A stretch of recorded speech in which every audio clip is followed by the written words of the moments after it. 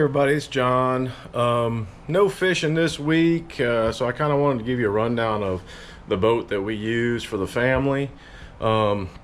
Fishing is not looking like it's going to be happening for a couple weeks. It's blowing 20-30 miles per hour, and like today is 7-foot seas. So figured a nice little rundown of our Sea Pro 262, the ins and outs, things I like, things I don't like.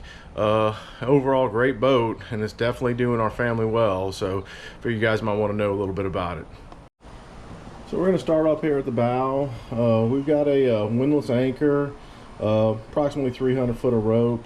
Something that's really odd at this boat, and I don't understand why, it doesn't have any switches up here for the anchor. So I want to add that at some point. Shouldn't be too much. Just kind of really odd that the only way to control the anchor is through the MFD and then a remote control that I'll show you later. I did add a 36 volt Rodan trolling motor. It's 120 pounds, 36 volt, like I said, 84 inch. These trolling motors are worth their weight in gold.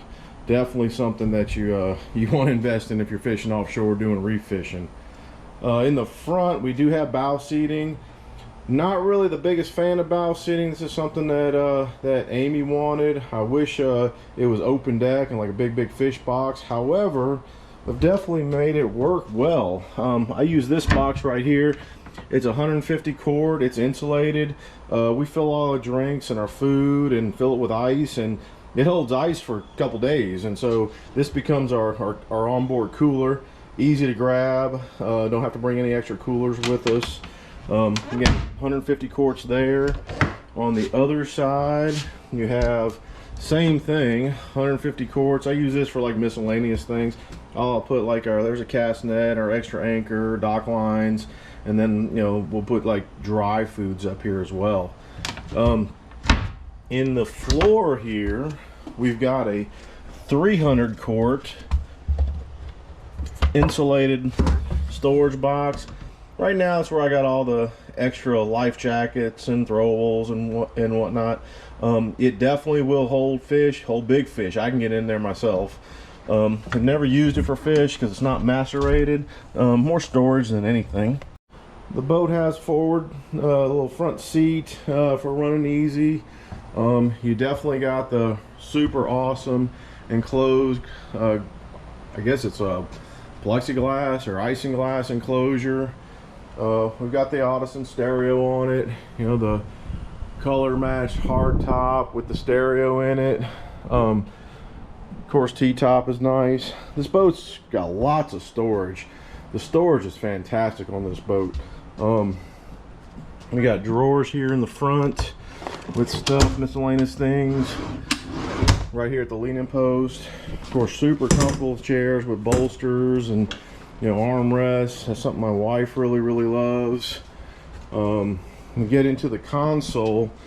This boat doesn't have an actual head in it, unfortunately. I do have a portable head that I take with us sometimes, but it does have a sink. Here's all your electronics right here. A nice switch panel, which works out wonderful, works out great. Something you definitely want to have. In the deck right here, on each side, we've got two insulated and macerated fish boxes. They're real deep. You can definitely get some big fish in there for sure. We've never run out of space for fish. Maybe a big tuna that we had to kind of leave on the deck, unfortunately. Fish bag, something I want to invest in at some point. That's definitely a way to do it with something this small. Remember, this boat's only 26 foot. Here on our tackle station, I added a little tool tray here, which is great. But we have little tackle drawers here, all kinds of storage. There's chum bag, and got different trolling lures here. It's all different drop weights, etc. And you got these little hanging bags. You can put lures. I always have our sabikis down in there. There's a 20-gallon live well here with 4 rod holder, cup holder combinations. On this side over here, Plano boxes, lots and lots of lures and gear and whatnot. Again, you've got your 190 quart macerated in-deck fish box. Can fit pretty much anything you want in there. You got back here, I guess you can call it a sink with a sprayer. I added this transom rod holder right here, which is great. You know, place to store the bait table here, right next to the sprayer. 30-gallon pressurized live well, which is absolutely fantastic.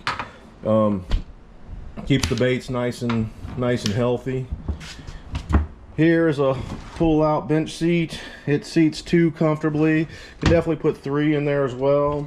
Of course, the 200 Suzuki's. Rod holders, you can never have enough rod holders. Of course, spreader lights. It's got the courtesy lights here, which here, let me see if I can put them on with the remote here and see what you think. See, got the courtesy lights. The remote is pretty cool. However, I'm going to be adding here a dedicated switch panel for certain things that I kind of feel need to be on a dedicated switch. Under this gunnel right here, we've got 2 rod holders that, you know, I keep our gaffs there. It's a good safe place to keep the gaffs. This is another little storage compartment. It doesn't really hold ice very well, but it'd be a great one for putting your frozen bait in there. But normally I'll just pack the floor. The floor box is full of ice and toss the frozen bait in there. Here is the bilge access. You know, batteries are down in here. Probably not the best place for the batteries, but they are up on a little ledge, so they don't get near the water or anything. Of course, you got a SS60 transducer. It's 300 watt. I added a transom mount TM265 with a low and a high chirp for getting offshore. We've got the side entry door right here. This is great for the littles when they when they gotta go to the bathroom. Open the door offshore, let them stand safely and let them go.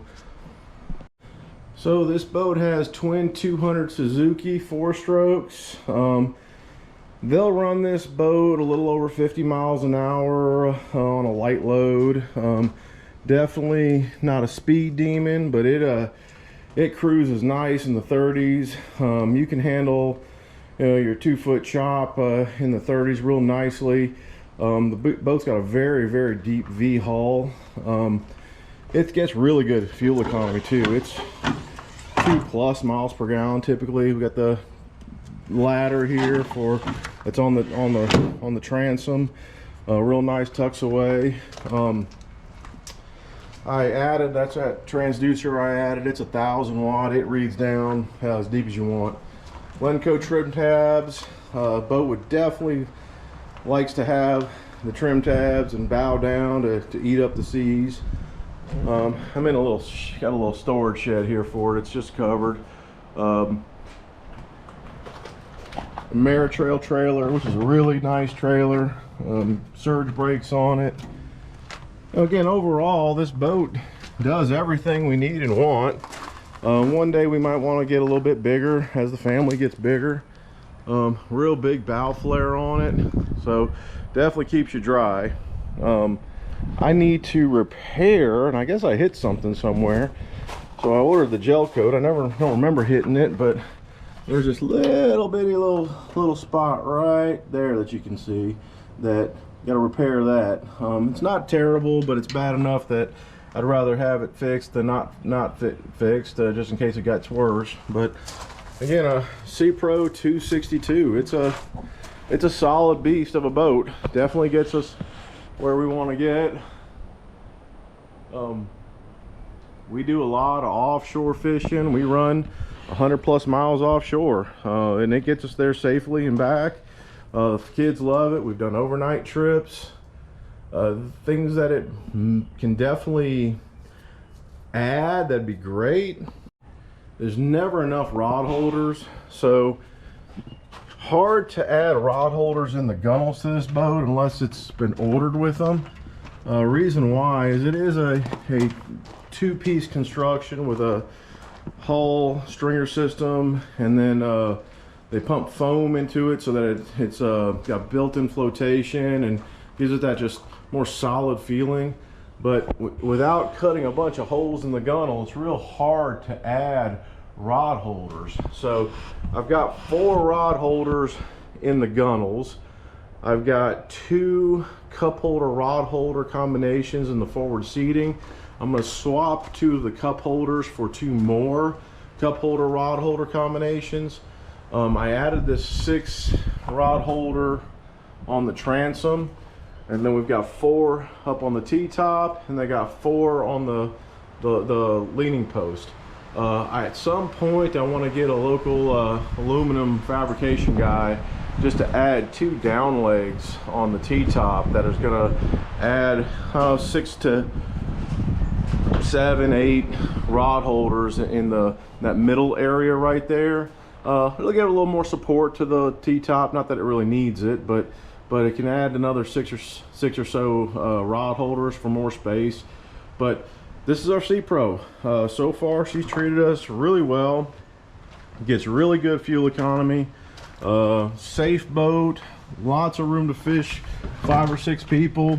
There's really nowhere I'd be afraid to take this boat, and it's so far we've been caught in some really high really hard seas, heavy seas. Was on accident and always got us home. So I know there's always that debate about mid-tier boat, low-tier boat, top-tier boat, etc.